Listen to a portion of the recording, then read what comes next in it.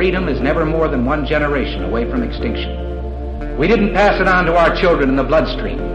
The only way they can inherit the freedom we have known is if we fight for it, protect it, defend it, and then hand it to them with the well-taught lessons of how they in their lifetime must do the same. And if you and I don't do this, then you and I may well spend our sunset years telling our children and our children's children what it once was like in America when men were free.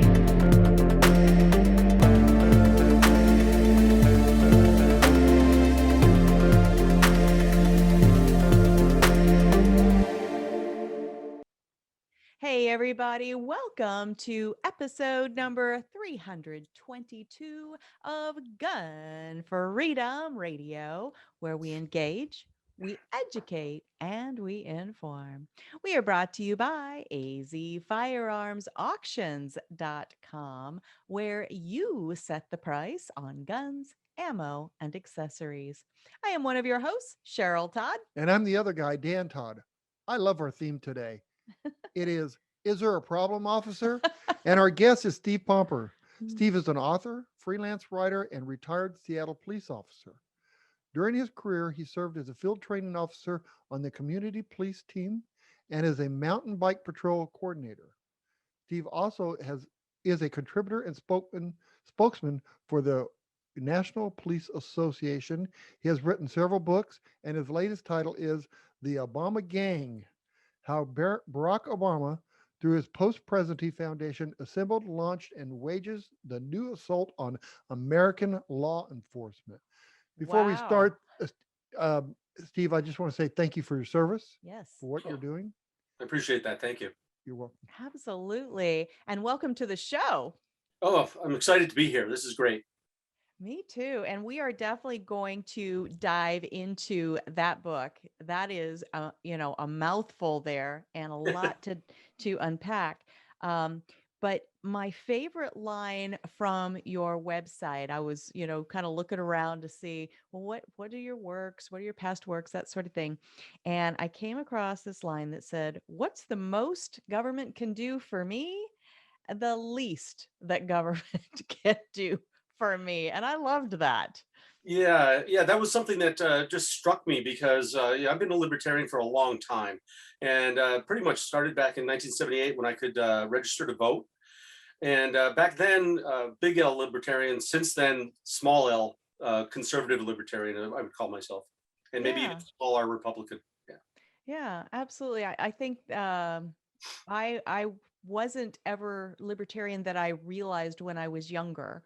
But the older I get, I think the more, at least small L libertarian, my thoughts and opinions go. So I love how you describe that. So as you mentioned, that is a very libertarian stance, but you've also been a law enforcement officer. And there are more than a few people who would say that those are competing mindsets. And I just wondered, how do those things mesh together for you? Well, I think they mesh really well because I can't think of another profession where you deal on a practical level with the Constitution every single day. In fact, every single minute of every single day, we have to keep in mind First Amendment, Second Amendment, Fourth Amendment, Sixth Amendment. It's just amazing how much we police officers have to pay attention to that, because that's so important. And, there's been this big discussion lately about whether officers should be guardians or warriors. And, I don't think they're mutually exclusive, just like I don't think being a police officer and a libertarian is mutually exclusive. Most of the people I've known on the department, like you, may not have called it libertarian, but they definitely have that bent along with their conservative, beliefs. And I think that I kind of had this corny line that I put in, I think it was in my first book, where I said, the cops have a little tiny rolled up Constitution behind their badges, because it is something that we concentrate on and focus on all the time. Absolutely. And, I just like with any profession out there, there's going to be people that really know their stuff and take those kinds of things seriously. And then there's going to be people that maybe they've never even read the Constitution. We have elected officials who take an oath. I figured you were saying elected officials because most of them have not. I mean, they act like they have it. They've taken an oath to protect, preserve, and uphold our Constitution, our Bill of Rights. Right. And this real thick 49 whole page document that I'm holding, my pocket constitution, they behave as though they don't even know it exists. So Yeah, I've mentioned that before too, because as far as taking an oath to the Constitution is something that police officers do, military does, and we tend to take it seriously. And I think one of the reasons we get such poor treatment from a lot of the elected officials, especially on the left, is that there's some projection going on where because they don't take their oath seriously, they don't think we take our oath seriously. They have no idea what it is. Like today, you see officers swear oaths, and I had a chapter in my book, Depolicing America. Why do we take oaths? We don't get any benefit of the doubt. We don't get anything on the positive side of the ledger anymore. We just get all the liabilities and none of the benefits, unless it's on video and probably, I don't know, done by Steven Spielberg and, has all the subtitles on there, to make sure people understand. They don't believe police. They'd rather believe some career criminal. So I think that's an important aspect of this discussion too. Right, absolutely. And, we've always, neither of us have served in the military or have any police background, but we've always had, a reverence for people who do put themselves in a position of, doing work on our behalf. So Right. that we don't have to. And so to watch over the last, I don't know, at least year and a half, if not longer, this, kind of carte blanche vilification of the people that do that kind of work. It's just been a head scratcher and mind boggling to me how easily it seems people start doing the head bob, like, oh yeah, I agree, the police are so bad. What I hate, what I have to interrupt, I'm going to get my anger card out. Okay. I get really, Get ready to do a rant over here.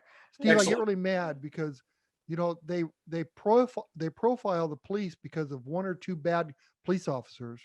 They say that all police are bad because one or two are bad. Right. And then yet you guys are accused constantly of profiling others. It's not fair. It's just not fair. Either all police are, I don't know. It just makes me angry. I'm sorry. I get so mad I don't even know what I want to say. But I see it. I mean, I have friends that are police officers and they're hurt inside. Yeah. They're deeply hurt because they're not respected for what they do and the positions they've put themselves into, and they're profiled. Absolutely. And, the thing is that they're not that there aren't bad police, there are. But you look at a lot of the circumstances where they're calling officers bad police, and you look and they've done their job the way they're supposed to do it. They did their job the way they were trained in the academy to do it. And it's only after the fact that people determine, that what they did was, in quotes, wrong. And then, they did that when they came to Seattle and they pressed a bogus consent decree on us. They used a bunch of like 5 high-profile incidents where in none of them did an officer was an officer criminally accused or tried or anything. And in 4 of them, the officers were exonerated. And yet the DOJ still used, and this is back in Obama's day, still used that excuse to build up their, again, bogus statistics and place this onerous consent decree on the officers that's still affecting them today because it's still in effect 10 years later. Right. Yeah, it's nutty to me. It does feel like there is like a PR campaign out there to try to, arrive at some consensus. And then I see the title of your new book, How Barack Obama, this is the subtitle. Well, I'll read the whole thing. The Obama Gang, How Barack Obama, through his post-presidency foundation, which there's a website, everybody who's sitting there, feeling like, oh, this isn't right, and you're blaming Obama for everything. Just exactly yourself, right? It's called the obama.org. You can look it up and Ew. do your own, stop it, do your own research. Through his foundation, assembled, launched, and continues to wage the new assault on American law enforcement. That does kind of sound like a PR campaign. Oh, going on. it is, but there's a lot of action involved in there too, as opposed to just the PR. I mean, he's the man at the top, and we see now a lot of talk about him actually running a, whether they want to call it a shadow government, whatever. He's kind of calling the shots in the White House right now. A lot of people believe that, and I think there's a lot of evidence for that, especially with him coming out and inflaming racial hatred between Americans. I mean, a former president, first Black president, elected twice. I think a few white people have for him, right? I mean, it's just crazy. And then what he does, he forms this Obama Foundation. And then with it, he's got this, what we refer to kind of like the omerta, the oath of silence or secrecy, of allegiance to him, that he has the mayors across America, city council people sign. And what they agree to do, basically, there's 4 things, but what they agree to do is they investigate the police use of force, and then they report back to him after talking to the community, or back to the organization after talking to the community, and you can only imagine who they're talking to. And then they come back and issue a, reform the police edict. It's not about, getting better, or improving, it's reform. And the one thing missing in that whole, thing that they're doing is they don't talk to the police. They just come up with it. They come in with a predisposed, solution, what they're going to do, what they call a solution. And then they come in and they just start, like in Washington here, they just pass these laws, like a dozen laws that are just wreaking havoc with officers trying to do their jobs on the streets. And that's the results. And that's exactly what Obama and his gang are doing. They're well funded, they're well organized. These people didn't just get up off their couches, after not Ferguson, but in the Minneapolis, and go running out and burn places. This is something that's been planned and staged, and these people are fulfilling a function in the streets by burning and looting. Why do you think they're doing that? Well, they keep saying, and it sounds like, they'll roll their eyes, when you say that it's because they want to collapse government. But I mean, that's exactly what they want to do. How can you not say that's what they want to do when they're there was just a recent story this morning about a person who was let out of prison or let out of jail, released, whatever, and he killed somebody, and this is somebody who's, a chronic repeat criminal. These people, the prosecutors that George Soros is putting in there, are heads up looking at this. They know what they're doing, and they're doing it anyway. And when you're told that basically you all agree that we're going to have chaos, then you don't even have to have talking points shuffled around. They just know whatever you do that's not law and order or the rule of law is chaos. And so just do that. And that's what they're doing. I mean, a lot of this, it doesn't make sense at all what these supposed prosecutors are doing across America by letting these criminals out. And then you saw what happened on January 6th at the Capitol building. Those folks are still in jail or in prison. I mean, the guy with the horns was sent out to Colorado, for some forensic investigation of his thoughts. I mean, what, right. It's just not. And that guy, okay, eccentric, but I still haven't seen a video of him committing any violence or damage. So it's really strange. Yeah, absolutely. And unbalanced. And like you said, when there's like actual destruction of property and life and livelihoods and so on and so forth, I don't think those people are still sitting in any jail anywhere because somebody comes along and bails them out so that they can turn around and do it again. And why wouldn't there be that same situation? The people who, involved in the Capitol thing, where's their bail? You know what I mean? Like, where's their bail fund? If one is okay, then the other should be okay. And we're not judging either one. We're just saying, why is there not, equal treatment under the law? It doesn't make any sense. I want to get back to the police thing here. That really scares me is that there are police all over the country that are quitting their jobs.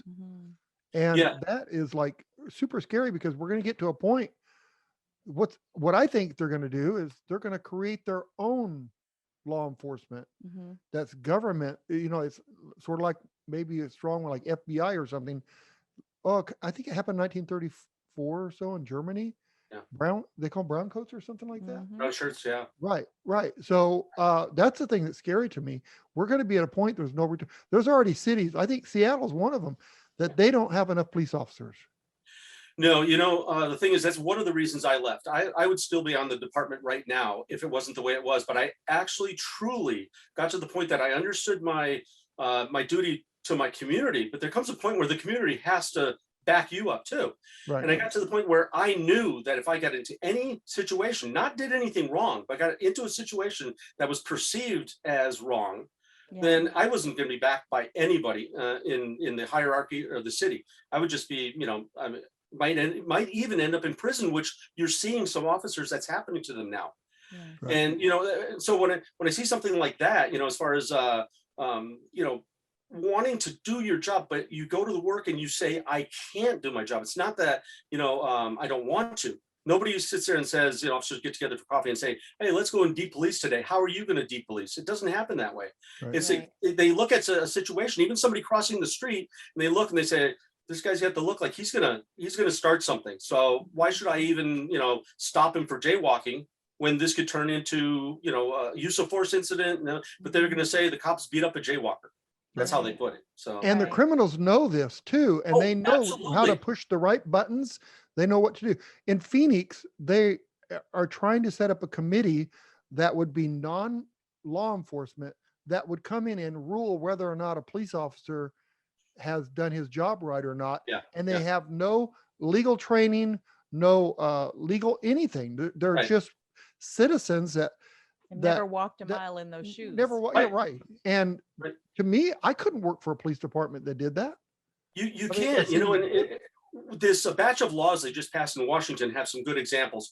One of the examples is a duty to intervene in uses of force. And this isn't like where some rookie, they tell you, if you think something's wrong, go ahead and report it after this incident. It's at the time. So I said, how does this work in real life on the streets? So you've got a guy that fresh out of some woke academy comes out on the street and he's going to stop a veteran officer who he believes is misapplying force or using too much force. And what is that? Get him at gunpoint? I mean, where does that end? On the streets, if he thinks that's happening, he feels he has a duty, or she feels she has a duty to do it. So in their minds, I've got to do this. And the veteran's got all this experience and knows exactly what he or she's doing. Yeah. Right. What does that look like on the streets? And that's what's happening now. We're seeing it in cities in Washington right now happening. And a criminal has the advantage because they know what they're going to do before you know. Exactly. And that's the scary part. We're responsive. We have to be. We have to, to what they know a fraction of a second before we do what they're about to do. Yeah. You're right. Oh, absolutely. Well, I remember, I think it was when maybe at the inauguration of President Trump or around that time that I was reading articles and hearing stories about people saying that we need to be ungovernable. And that kind of seems like what's playing itself out, that whole Chaz Center, all those kinds of things is to be ungovernable is to create such a mess and so much chaos that you can't sort it out. And if you're trying to stop one specific incident and they start crying victim instead of realizing that their choices, the person that created the problem or broke the law in the first place, is what even began the series of events. Right. I just don't know how we play this movie forward and we don't see bad things. I mean, is there hope on the horizon here?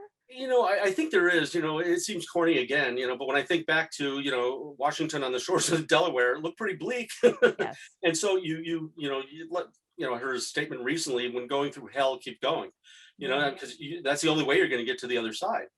Yeah. And, you talk about just this, constant onslaught of people telling you you're wrong when you're right. But it's the gaslighting makes you as a good person, as a person with an intellect, wonder, wait a minute, let me step back and say, am I wrong? The other side never seems to think that. I don't know if you heard about the two women on the school board in Boston recently, just these racial comments they got caught making because the newspaper got a FOIA request for some of their emails. And it was blatant racism against white people in West Roxbury. I mean, really bad stuff. They were forced to resign because of the backlash. Luckily, we still have backlash. Yeah. And but they really felt that they were the ones being oppressed by the other side because the other side wouldn't shut up and listen, do what they were told.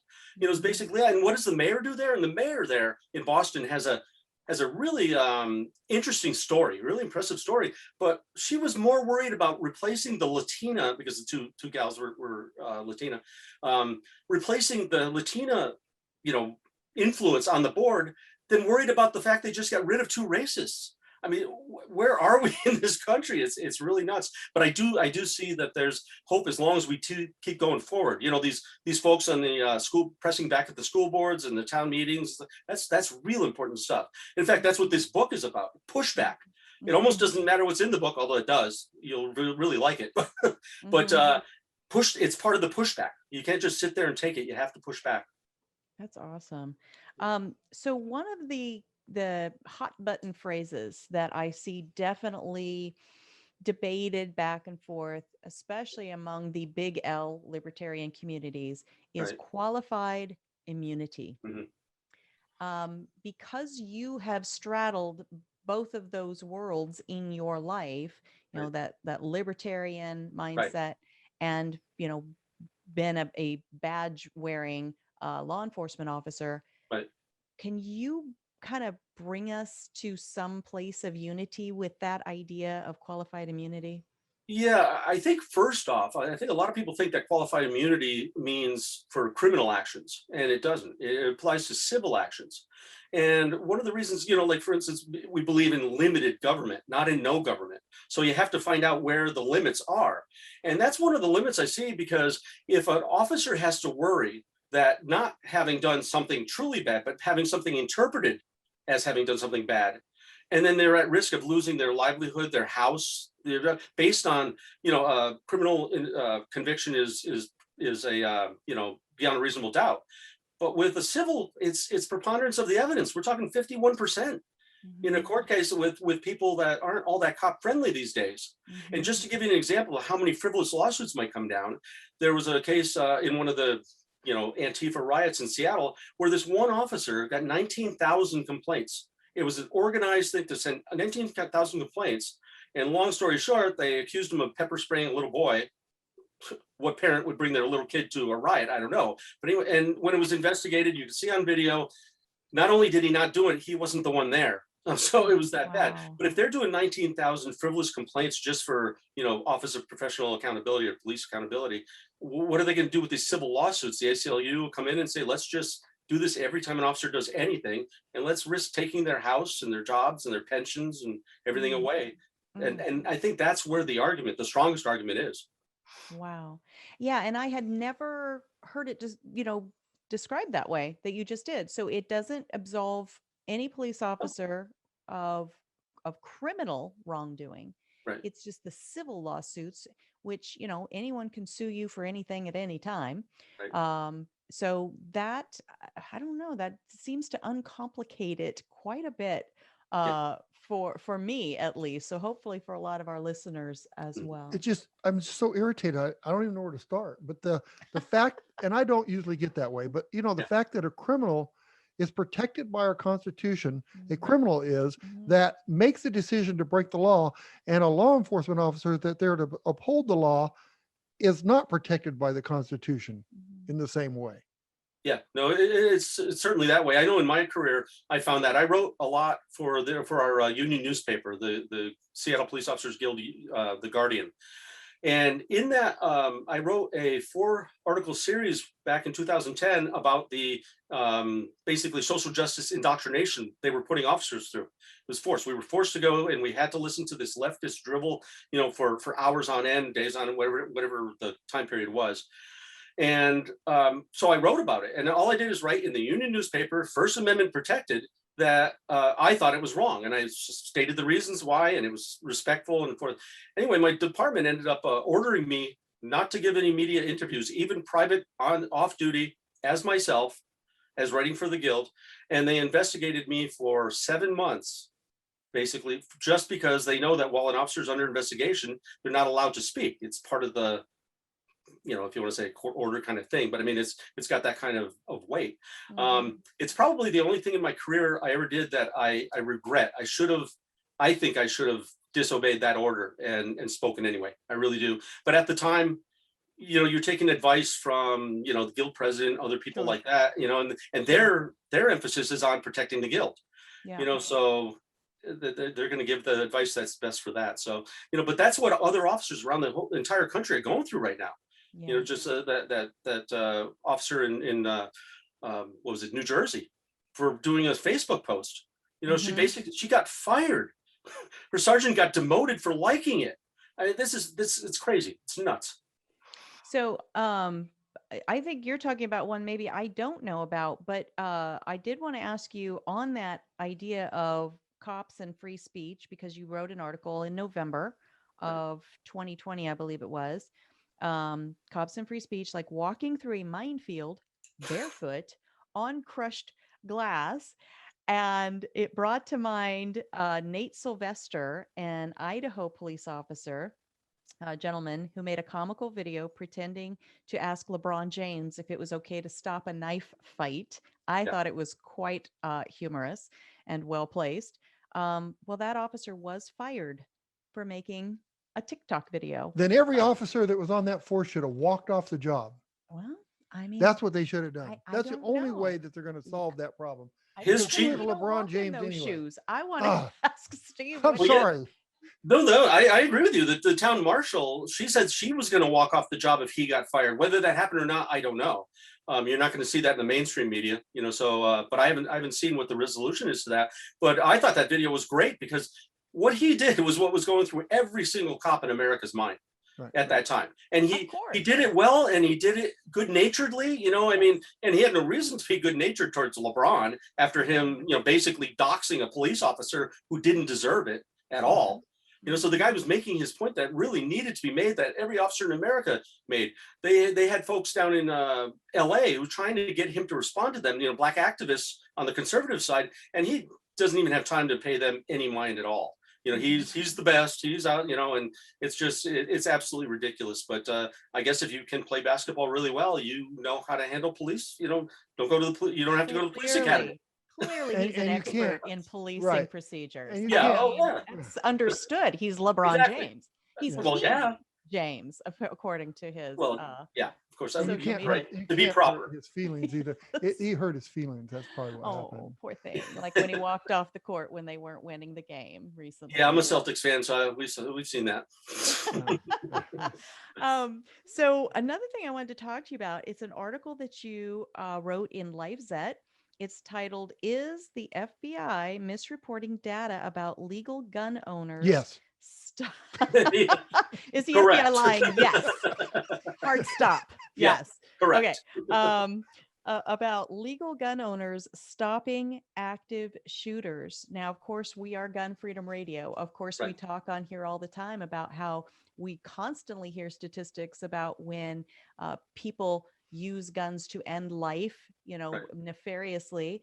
Sure. We don't hear enough about the at least 2.5 million times every year that guns are used by responsibly armed citizens to save lives. Right. And I think that maybe this article talks more about that side of the equation. Yeah, it's interesting. I think I got that information, if I remember right, from John Lott, Dr. John Lott, with More Guns, Less Crime. And fortunately, I was really fortunate to get a blurb for him for my book on depolicing. So he's a really great guy and does some absolutely phenomenal work. And you can sense the frustration in his words as he's trying to explain the FBI putting out misleading facts. I mean, they're supposed to be, of course, a neutral institution, but we've seen over the last several years, especially since Obama got a hold of them, that that's not the case.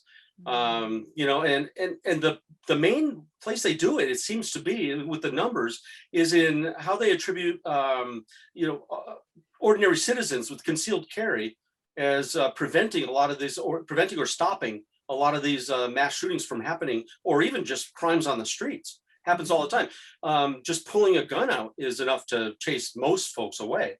Mm-hmm. And the police know, you see a lot of maybe police chiefs associations saying, going on the anti-gun rights side. But for police officers, we know better than anyone. If you go to a call, it's going to, even the best you can get there, even if it was a minute, you're a minute away, you know, and I wrote this in my book, Deep Policing, just take a hammer, take a piece of wood, and just set the clock and start hitting that hammer on that for 60 seconds and see how many times and what damage you can do in 60 seconds. And yet these folks, they always, they divert to, oh, the police are the ones that have guns. The police have, and of course now, you know, they want to defund the police. They want to take away our guns. What does that leave?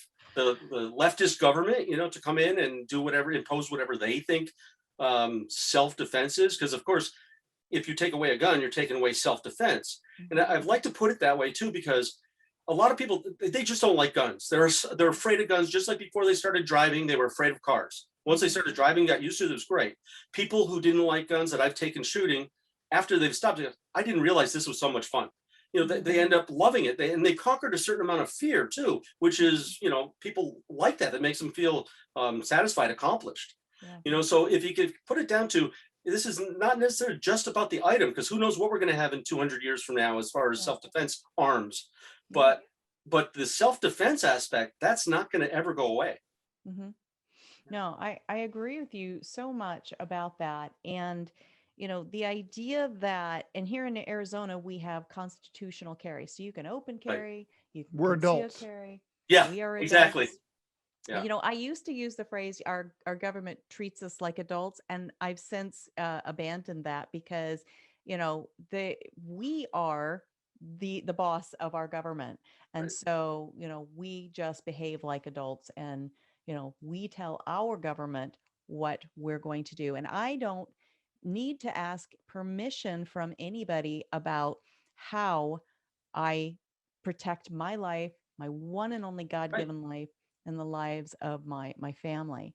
And so often people, you know, turn that on its head, and they do feel like, you know, paradoxically, the only people who should own guns or have guns are the police. And then, oh, by the way, the police are somehow, you know, evil, you know, an evil force out there. And it's like, how does that work? You know, how does that live in the same brain space? You know, it's really crazy because, you know, as cops, we're the government. Do we understand that? Reading history, when they're writing the Second Amendment, they just finished throwing off a tyrannical government. So what, they're going to write an article in the Bill of Rights where only the government gets to have guns? That doesn't even make sense at all. It's so dumb. You know, it's the only amendment I can think of where it says the people, and the anti-gun rights people don't acknowledge it says the people, just like in the First Amendment, you know, and it's just a real strange thing, but you see how they just try to, you know, bend and warp things into their, you know, column, you know, their perspective. Well, they do. And, you know, it is also, it's brilliant in its brevity, 27 words. Our founders wrote our legal protections over our God-given rights in 27 words.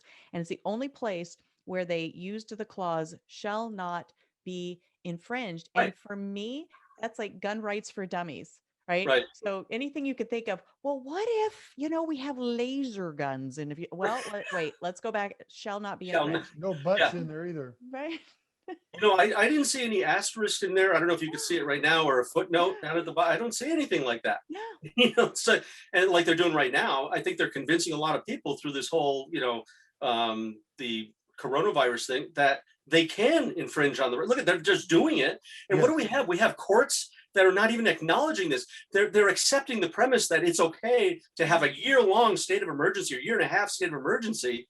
My constitutional rights weren't, you know, limited. They didn't, nobody took them away. I still have them. They're just, they're abridging them. Yeah. Unless germs, it's right there. Unless germs, it's on the first page. We just, see that one I missed. Just because we want to. That must be the new edition, the new version. Because we want. If we can get away with it. If exactly. Away with you know, the thing is, if everybody that ran for office had to follow the Constitution, then instead of making laws right now, they would be fighting to remove the laws. Right. Oh, absolutely. There are so many laws that are not constitutional as it is right now. Right. If it wasn't Rand Paul who wanted to pass legislation where before you created a new law, you had to go through and get rid of two others. That's a great, you know, at least way to look at it.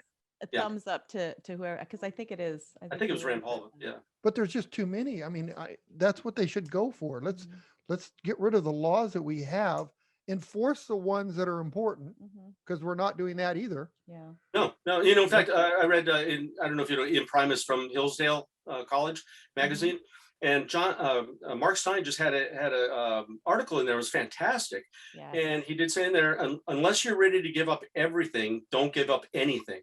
And he's Mhm. right, because you know how they always come back at us with the slippery slope argument. Yeah. Well, the slope is slippery. It's like this isn't a theory or some kind of conspiracy theory. It's happening. I saw it back when I retired. It had already slid quite a ways. It got to the point that I couldn't slide anymore with it. So I thought I could do better outside of police work at that time, and also keep my house and my livelihood and my Right. that kind of thing, and not be in prison. So I think that's also something that is an important factor in this whole situation. Yeah, absolutely. Well, this has been such a fun discussion, and I can foresee that we're going to have future opportunities to at least invite you back on, Absolutely. and hopefully you'll come, because we could actually go back and unpack books that you've written in the past, and have great conversations about it. Do you have plans for more in the future? I didn't even plan on writing this one. It was kind of strange that the National Police Association decided they wanted to write an ebook, and so they asked me, "Hey, can you do an ebook for us?" And I thought, sure, I could do an ebook. I said 10,000 words. It was like, wait a minute, can we up this to 20? We just kept finding more and more and more. So I was like, can you up it to 20, to 30, to 40? And then it became a full length book. So the only other thing I've got on my mind is that there's one little book I wanted to write that says "A little courtesy won't kill you," and that was a bumper sticker basically back in Massachusetts when I was a kid about learning to drive. It's like "A little courtesy won't kill you," and I thought about how that just throughout society. It's the way people are just quick to anger, and then that brings a lot of situations where that could be controlled by hey, a little courtesy won't kill you. And so I thought about maybe writing a book like that. So I like we'll it. see. I've got I it like partly it. written. So. Well, you definitely reach out and let us know when you do, and tell Well, folks how they can continue to follow your journey, and all that you have done and are going to do. Well, I have a website at stevepomper.com, so that's pretty easy. And then I also write at the National Police Association, and that's at nationalpolice.org. And then at LifeZette.com, and I also write for the Tatum Report, Brandon Tatum. In fact, he's down in your neck of the woods. Yep. He is Yeah. here in Arizona. Great guy. That's so funny how our paths really have crossed in so That's many true. ways over the years. It is, yeah. And we're just now taking a time to formally interview you. So it was meant to be. It was. It's been absolutely my pleasure. Well, us as well. Thank you so much, Steve. We will definitely be talking again soon. Thanks, Steve. Sounds great. Bye. Bye-bye. Bye-bye. That was fun. Yeah, it was. Lively. I love Well, it. it's hard not to be lively when you're talking about these. The police officers are there to protect and preserve our rights, Yeah. and that there's some government people that are saying they don't need the police. So people that have followed us for several years might remember back when we had a structured 2-hour show. Gun Freedom was a 2-hour show on a radio network. Dan didn't have a rant, but he had a segment called Dan's Commentary. So you had 2 Yeah, it's I guess today. it's just irritating to me because they're protecting the criminals and they're going after a criminal decides I want to go and do something to break the law. You know why I would never be put on a juror? Because Jury. the jury, because the first thing I would do is, what did the criminal do? And if the criminal did something illegal and that officer stopped them, but it would be hard he for or me. she a criminal, or maybe they were wrongly accused, just like we believe that the police that could be, sometimes and there are wrongly there are. accused. So I think we have to keep that open mind to, why is this person here? Yeah. And maybe me being on that jury is going to help offer true justice, because if they aren't convincing me, whichever side is convincing I guess me. I'm racial profiling. I must be profiling because Racial not profiling? just profiling, because I profiling. think that criminals are criminals and police officers are police officers. Okay. All police officers are good and all criminals are bad. That's not true, though. You really don't believe that. I know I don't. I know I don't. I don't Why know would what you I even believe. say that out I loud? don't know because I just get irritated when I see good police officers being torn down. And I have friends that are good police officers. We do have friends that are And good police they are officers. being But if you think that there aren't some people oh, there out are some bad ones. There are some, okay, and then why did you just say? all criminals are, I just said, what did I say? You said all criminals are criminals, Right? and all police officers Are police officers. I thought you said they were all good or something. Anyway, human beings Yes. are Right. an interesting Oh, animal, yes, sir. right? We Yes. all have our Yeah. good sides, our bad sides. We have our proclivities. We have our biases. We have, a lot of things that we carry around with us, our past experience, our upbringing, all those things. And so, we really are that patchwork quilt I guess of every person we've ever met. I love that analogy. And so some people go into, let's say, politics, right? Let's take that one. Some people go into politics with the truest heart to be public servants. except they forgot they And got to follow the Constitution. no, I'm saying, so those ones would have read and do take seriously their oath. Some people go into politics because they like the power it gives them, right? Hillary Clinton. And they What don't did I care say? anything Did I about the say- what did I say? Constitution. Did I say Hillary Clinton? And then there's people in the middle that like Right. struggle with both sides. That is the same with teachers, right? There's people that go into teaching simply because they absolutely love, passing knowledge forward. There are other people that go into teaching because they love the power that they feel Control. over, the young minds in front of them. Right. And then there's people in the middle. Same thing with police officers, same thing with Oh, sure. business owners, same Sure. thing. I mean, you could just go down the line. And so we can't have just, two buckets. We've got good people and bad people. That's just not the way the But world we don't have good works. criminals. We do, okay, so we don't have good criminals. We could break that down. But we don't have good violent criminals. Okay, we could break that down. Break it down. Okay, so let's say that you are a firearms owner. Let's say that you used your firearm in good, full faith to save a life, whether Right. it's your own or whoever's. And the other side that hates our rights and hates our guns, they're going to call you a violent criminal. Just like they would a police officer that Okay, defended. so then how do you say that all violent Because I'm not a criminals criminal and are bad? I'm not a It criminal. depends on No. who's labeling Well, you I guess so. Okay. with the label. I think we have to constantly question the word usage that we are being fed.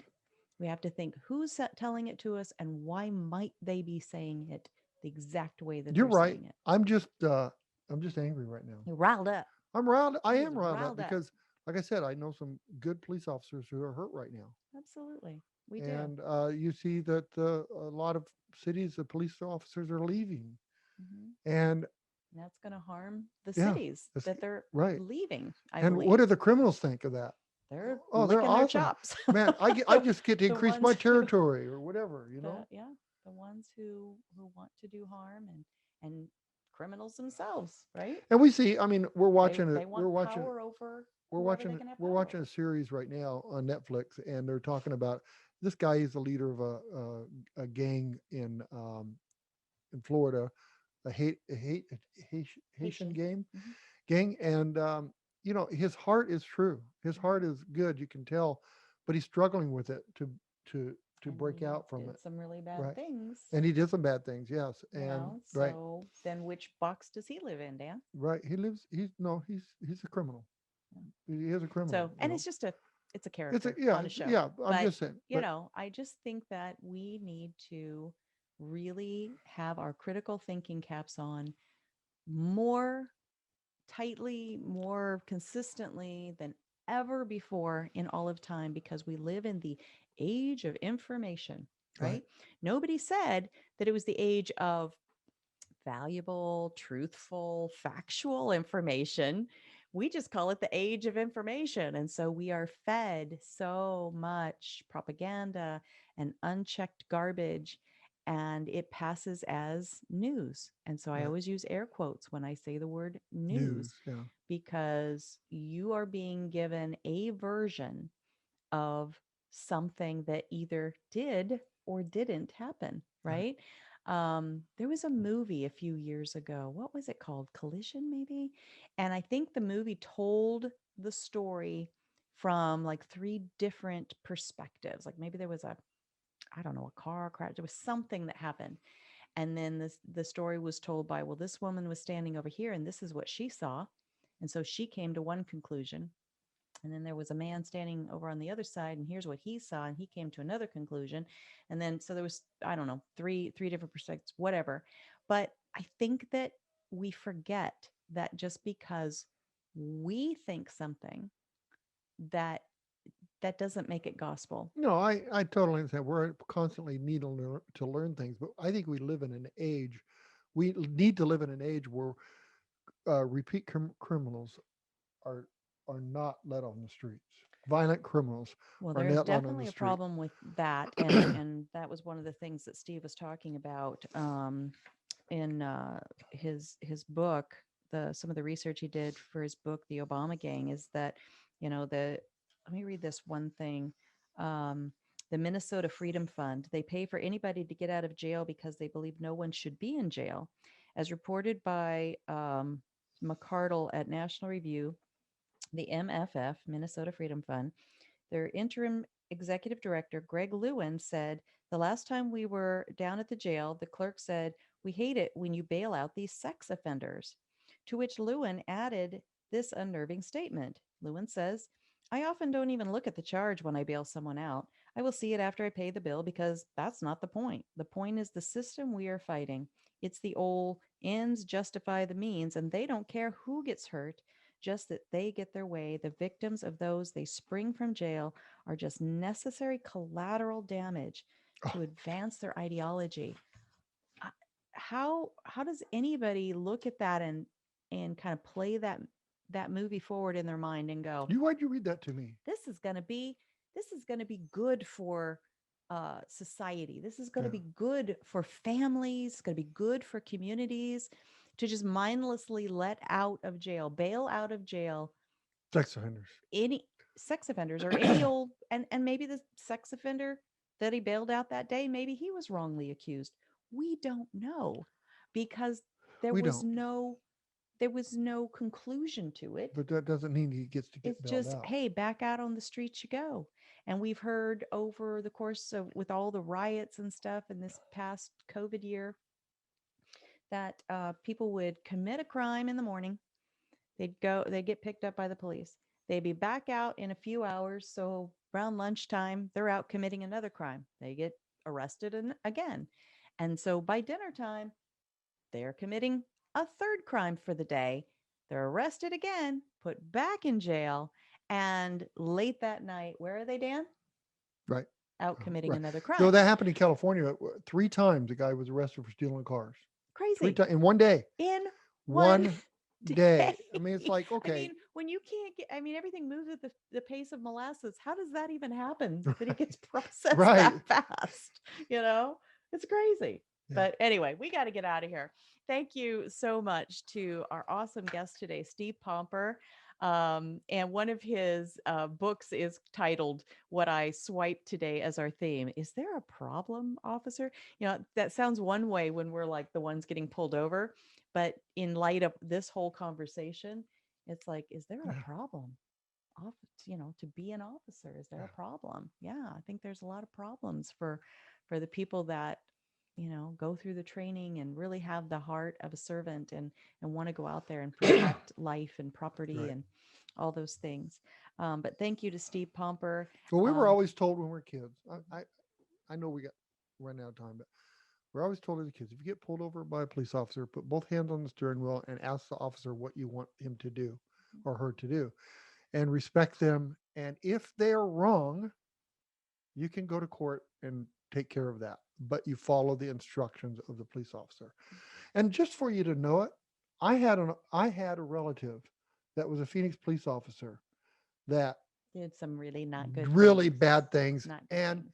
was arrested and fired from his job and, Yeah. and spent time in jail. Yeah. I don't think So I am not saying committed every murder, but officer he is did bad good. things. Really bad, yes. So So how do you square that? because they're human. No. How do you square that with we will not comply? Because that's what I'm seeing people talking about on social media, and it's a good conversation. It's a Well, good debate, well, because if you're with that saying just officer, comply to the officer, then up to what point well, with that do we one, say no, this is unjust, this is unconstitutional, and I'm not going to comply with that? well, this one was you either do this or you're going to get a ticket. You just take the ticket and then you go report it. Yeah. That's what you did, because some But like didn't. red flag laws where they're Right. maybe Some kicking didn't. your door down, that might be Right. something different, but Right. And you know, yeah, conversation for right. another And day. there are times that I would not comply. I mean, we've had situations that I would think I would not comply to if I was told to. So it's a hard line. But the thing is to respect others and do the best you can, and all will work out in the end. Yeah, absolutely. All right. Thank you again to Steve Pomper. Thank you to our awesome listeners all over the globe. We value you.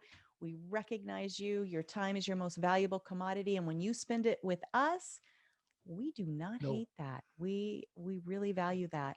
If you want to go back and listen to the audio version of any of our shows, go to our website, gunfreedomradio.com, click the on demand tab, and binge listen to your heart's content. Darling, All of the episodes we have there. Click the guest tab. You can see photos and bios and links to works of Oh all of our my. guests. Oh my, yes. And what else was I gonna say? Oh, if you want to watch the video version of any of our shows, go to our YouTube channel, our Gunstreamer channel, gunstreamer.com, very First Amendment friendly, or the Ops Lens smartphone app. You'll find all of our works there. All right, gang. And with that, we're going to pray for our nation. We are. Pray Pray for our leaders. Yep. Even the ones you don't like, and a special prayer for all the police officers out there today. Absolutely. Just to kind of help them along. All right. And until next time, gang, be good to each other. Have a great week. And God bless.